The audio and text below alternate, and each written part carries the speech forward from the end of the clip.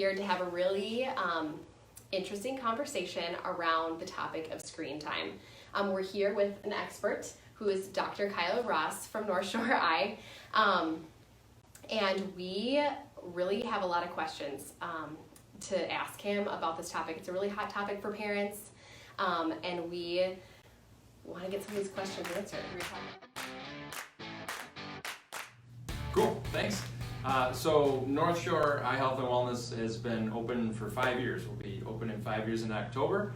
We're a primary care optometry clinic here in Cedarbrurg. I do a vast majority of pediatric and family eye care. So I get asked about screen time all the time, from our youngest patients as babies all the way up to our oldest patients. There's growing concern about screen time exposure because we are seeing a tremendous amount of nearsightedness in our very young children, what's called myopia. Since the 70s, that incidence in the U.S. has doubled. Right now, 43% of people in the U.S. are nearsighted, and we're seeing kids become nearsighted at a much earlier age and progressing to a much higher level.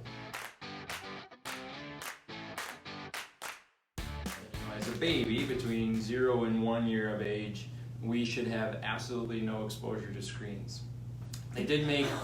Wow. Yeah. That hits you hard as a parent. The next stipulation is the age group of 1 to 2, and in that group they're saying 30 minutes or less is what we should shoot for.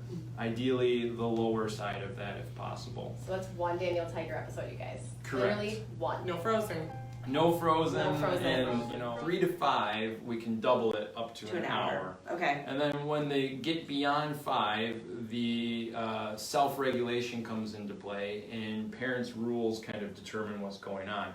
We want to minimize the screen time as much as possible, but we know as they become school age, screens really become part of their life. Mm-hmm. So above 6, they don't give a specific guideline, but they do say it's important to set limits. Okay. I just have a question. When we're talking about this, does that mean the child is in the room and the TV is on? Yeah. Or is the child actively sitting there and watching it? Really, we should back up a little bit. Television is fine. It's typically at a distance task. So you're going to be like, ideally optical infinity is 20 feet. We're not 20 feet away from our TV, but we're also not right here. So when we're talking screen time, yes, television's included, right? But the key is going to be the computers, the tablets, the phones. Okay. Within arm's length. That's really what we're dealing with. So the proximity is a big issue. So I think TV is its own category, and these health organization guidelines are related to screens, which we classify as computers, tablets, and phones. I think that's a big differentiator too. Yeah, Definitely. That's way different than I thought. Here we have an iPad that we use upstairs because we only have a TV in our basement, so sometimes I'll put a show on the iPad thinking, oh, we don't have a TV in our living room, that's a better environment. Yeah. Wow. Right. I'm wrong. And so... I'm wrong. So because the kids are probably laying on the floor, watching a tablet, like right here. Right. Oh my gosh, my husband's going to win this argument. We're totally getting a TV in our living room. Okay, hopefully he's not watching. Yeah. But what I'm finding with my son, my 14-year-old, is he has a Chromebook at school. Mm-hmm. All of his books are on the Chromebook, all of his study guides, all of his homework. And so he's on a computer like almost 10, 12 hours a day. Mm-hmm. And then he wants some downtime, which means playing his Xbox or watching a show or doing something. So, or what can we do when that seems to be the way that the schools are going, especially as the kids get older? That's the $1 million question. Screens are not going away. No. They don't go away as we get into the professional world, and they're becoming more and more a part of our life. So the answer is not going to be eliminating screens. We can't do that. You just cannot do that. So what can we do to build in breaks throughout our day? We know that it's much more of a challenge on the visual system if we're just going to sit and rock out for 2 hours at a time versus a half hour at a time and then taking breaks. So most of the things that we recommend to parents are, here are ways that we can structure breaks throughout your child's day or guaranteed screen-free times. So how can we have a structured environment at home and at school where we teach appropriate what's called visual hygiene, where the child learns. I like that. Visual hygiene. Visual hygiene. The child learns what sort of things they need to do to give their eyes a break, and then at home we can have some screen-free time that's structured together. Younger kids, it's parents, right? You got to do the regulation. It's on you. They don't know anything else, so you get to set those guidelines. For the older ones, there's some simple things you can do. Number one, I always recommend no screens in the bedroom, right? Don't have them take their phone or tablet and charge it in the bedroom. Charge it in the kitchen, in the bathroom, wherever, but not in bed. Right. Blue light from the screens will block melatonin release. So your child will not have the natural falling asleep process take place in the brain. So after the bedroom, another easy one, which most parents do, is no screens at the table, right? We're eating breakfast, lunch, dinner, you're not going to bring a screen out, right? Keep those away. Another one that parents struggle with is no multitasking. So if you're on one screen, it's one screen, right? We don't have our phone, our laptop, our tablet, all kind of rocking, multitasking. I do this, I catch myself doing it when I'm charting, and then I just feel this urge to grab my phone. Why? Right. Right?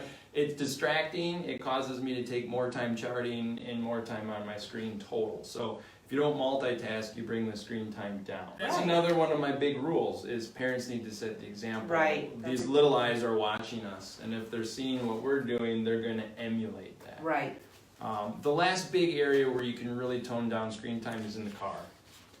If you're going for a long car ride, I get it. I've been in there. You sometimes need to just cool down the war zone. Right. But really try to get in the habit of, hey, if I'm going for the grocery store or whatever, my 7th grader doesn't need to pull out his phone and be texting when we're doing that. That's a quick trip. No reason for the phones. Also, they should get into the habit of not having phones on in the car because they're going to be driving at some point. For safety reasons, right.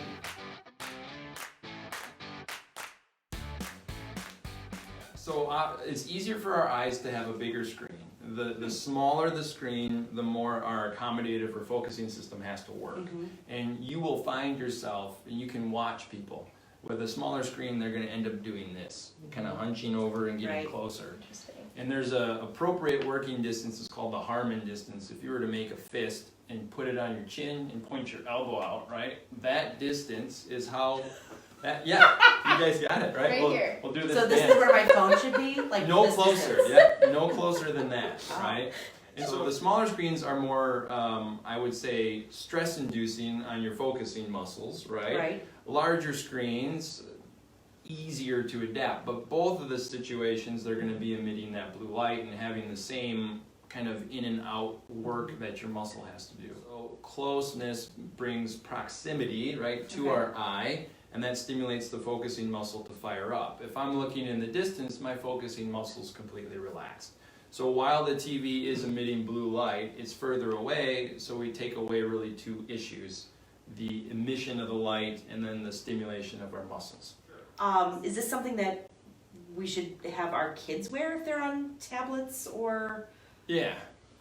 So first, in any sort of prescription that we write, now we're really writing blue blocking anti-reflective coatings, we're recommending blue blocking lenses, right? It's just part of what we do. Right.